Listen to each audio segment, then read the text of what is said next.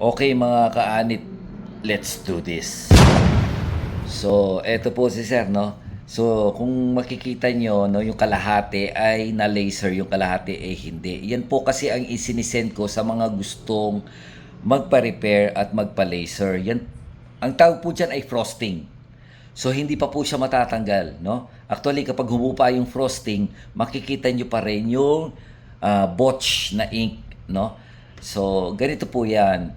Kapag po kayo ay ni-laser, may frosting, and then, ang gagawin ng laser po kasi kapag nag-underwent kayo ng laser, ito po ay ini-scatter niya, no?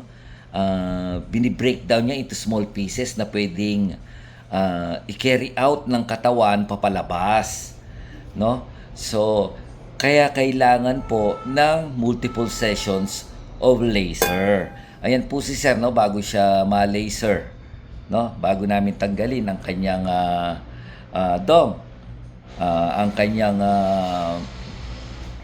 botcha, no? Si Sir po kasi ay nasa service. So walang pinipili ang mambobotcha, no po?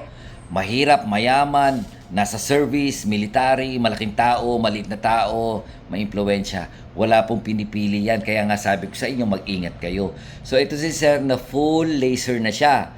So babalik pa rin po yan, no? Pag humupa yung frosting na sinasabi.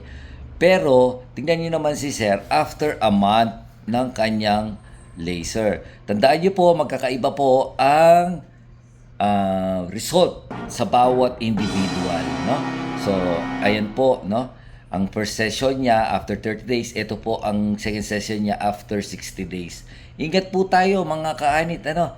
Huwag kayong masyadong nagpapadala sa mga kung ano-anong mga sinasabi nila, no?